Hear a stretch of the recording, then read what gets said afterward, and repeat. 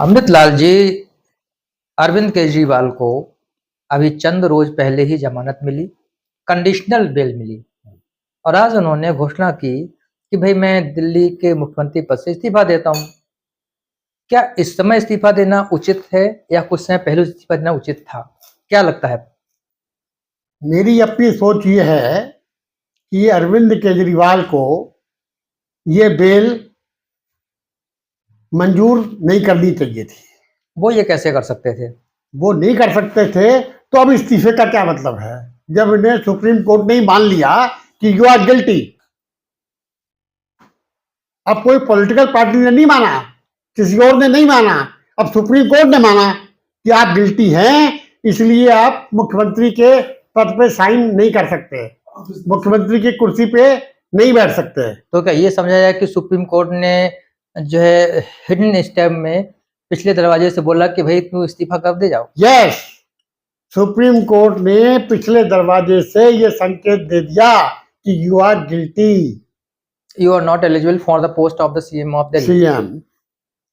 इसका आम आदमी के भविष्य पर क्या असर पड़ने जा रहा है? मैं ये समझता हूं कि आम आदमी पार्टी जिस तरीके से उठी थी उसी तरीके से ये खत्म होने जा रही है। लेकिन जो उसका अभी तक का आम आदमी पार्टी का विधानसभा में जो प्रदर्शन रहा है वो तो काफी अच्छा रहा है। सवाल ये है कि आम आदमी पार्टी पंजाब और दिल्ली के अलावा कहीं पे भी सक्सेसफुल नहीं हुई और अरविंद केजरीवाल ये समझते थे कि भाई इन्हें बेल मिल गई कैंपेन करने के लिए, तो उसका रिजल्ट क्या आया? दिल्ली में कोई सीट आप पार्टी को नहीं मिली। पंजाब में जहां 5 सीटें थी वहां घट के 2 या 3 सीटें रह गई। अब इन्हें फिर कैंपेन के लिए बेल मिल गई। अब ये रिजल्ट जो है ये हरियाणा में बताएगा कि इस बेल का क्या फायदा हुआ और क्या नहीं हुआ। किसी भी वोटर के सामने जो दिल्ली और हरियाणा पंजाब का वोटर काफी पढ़ा लिखा है एक बड़े हिस्से में, और उसके सामने दो तरह के इशू है, एक नेशनल इशू है और एक उसका स्टेट लेवल का लोकल इशू है।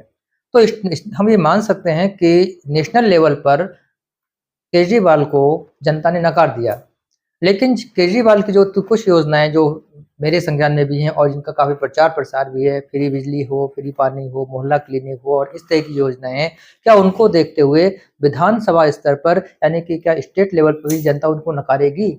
बिल्कुल 101% नकारेगी। और इस केजरीवाल का हरियाणा में कैंपेन ये बताएगा कि इसे वहां पे कितने परसेंट वोट मिले। और मैं ये समझता हूं कि जो भी वोट इसे मिलेंगे वो वोट कांग्रेस का ही कम होगा और लामोला इससे बीजेपी को फायदा होगा। तो क्या ये समझा जाए कि केजरीवाल का बाहर आना, कैंपेन करना, ये भाजपा को फायदा देने की रणनीति है? मैं तो यही समझता हूँ। तो क्या आने वाले समय में जैसे कुछ अन्य दलों पर ये ठप्पा लगता है कि ये बीजेपी की बी पार्टी है, क्या हम इसको आम आदमी के बारे में भी सोच सकते हैं? आप उसका रिजल्ट यही होगा कि वो बीजेपी की बी पार्टी ही बनती हुई नजर आ रही है, क्योंकि इसकी वजह से मुख्य विपक्षी दल कांग्रेस की सीटें कम हो रही हैं। कम हो जाएंगी, बिल्कुल 101% कम हो जाएंगी। तो ऐसे समय में कांग्रेस और भाजपा को क्या करना चाहिए? कांग्रेस और भाजपा क्या करेगी? भाजपा को तो फायदा हो रहा है, वो भी खुश है, नहीं और तो कांग्रेस को नुकसान हो रहा है। अब वो मजबूर है।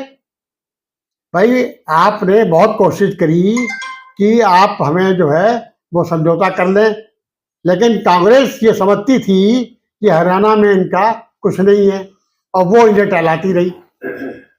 अंततोगत्वा आपको मजबूर होके हरियाणा में इलेक्शन लड़ना पड़ा और आज जितने भी वोट आप काटेगी वो 99% आपका वोट वो कांग्रेस का वोट होगा और लामोला इसका फायदा जो है राजनीतिक रूप से बीजेपी को जाएगा। तो बीजेपी को और ज्यादा अच्छे से काम करना चाहिए ताकि वो ज्यादा से ज्यादा वोटों को कलेक्ट कर पाए। इसमें कोई दो राय थोड़ी है।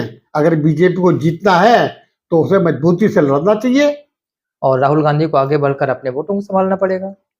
अब वो राहुल गांधी की बात तो अलग है। राहुल गांधी का कोई मैं वो नहीं मानता। राहुल गांधी ने जो बाहर के विदेशों में इंडिया के खिलाफ बोला है, वो तो हमारे देश का दुर्भाग्य है कि हमारे देश के जो कर्णधार हैं माननीय मोदी जी, उनके हाथों में इतनी शक्ति नहीं है कि वो राहुल गांधी के खिलाफ कोई एक्शन ले सके। और इसीलिए राहुल गांधी जो है जब भी बाहर जाते हैं तो देश के खिलाफ बोलते हैं। इसको क्या समझा जाए, उनका बचपना समझा जाए या उनकी जो है अंदर की कोई भड़ास समझी जाए जो वो यहाँ पे नहीं निकाल पाते हैं? बचपना नहीं है, यह भड़ास है। बचपना किस बात का? आप आखिर अपोजिशन के लीडर हैं, इतने साल से कांग्रेस के वो रहे हैं, तो आपको बचपना कैसे कह देंगे? नहीं, ये उनकी भड़ास है। मुझे बताइए, क्या अमेरिका जो है वो कुछ कर सकता है हमारे यहाँ? नहीं, अमेरिका हमारे यहाँ क्यों करेगा? उससे अपने संबंध खराब करने में कौन दिलचस्पी होने लगी? हम कह रहे हैं, क्या राहुल गांधी ये समझते थे कि अमेरिका जाके रोने से तो क्या अमेरिका हमें कुछ कर देगा? अमेरिका मोदी को हटा देगा क्या? नहीं, मुझे तो ये लगता है कि चूंकि वहां जाके उन्होंने रोया तो उन्हें लगा होगा शायद अमेरिका उनको कुछ सपोर्ट देगा। आज भाई साहब अमेरिका की स्थिति नहीं है अंतरराष्ट्रीय मार्केट में जो स्थिति इंडिया की है। आज इंडिया को लोग कहते हैं कि ये यूक्रेन और रशिया में गवर्नमेंट जो आपके चल रही है लड़ाई, उसको अगर कोई रुकवा सकता है तो उसका नाम मोदी है, अमेरिका नहीं है। जो ये इन्हें महसूस करना पड़ेगा कि अब वो इंडिया, वो पुराने वाला इंडिया नहीं रहा।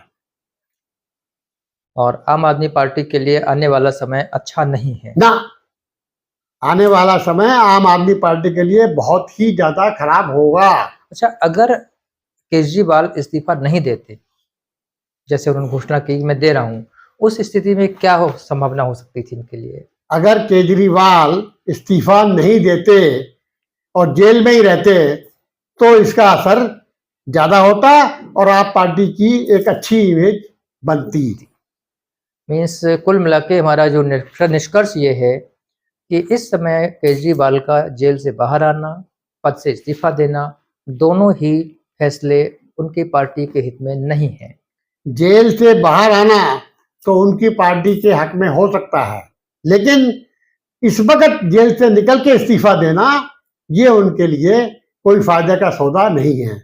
अगर उन्हें इस्तीफा देना ही था तो उसी टाइम देते जब उसे बंद किया गया था। ऑन द मोरल बेसिस, हैं?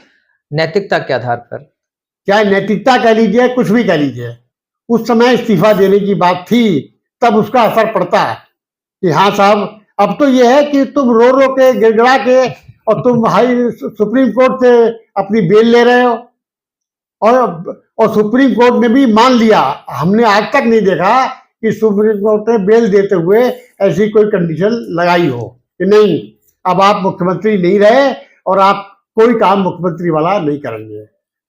इन्हें उसी टाइम अपना इस्तीफा दे देना चाहिए था और ये कहते मैं इस कंडीशन के साथ बेल एक्सेप्ट नहीं करूंगा।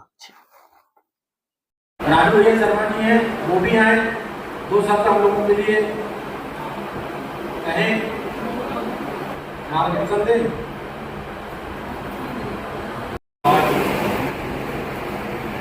हमारे बीच में पीलीभीत में, महाराष्ट्र में,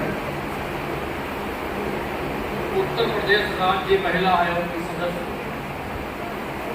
आदरणीय पुष्पा पांडे जी,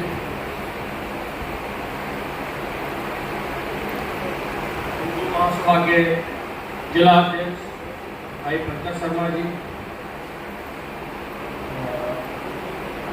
बिंदु बहन जी, महिला सभा की जिला अध्यक्ष हिंदू महासभा में, कविता बहन जी जिला महामंत्री, और हमारे संजीव भाई, सुनील भाई, जी,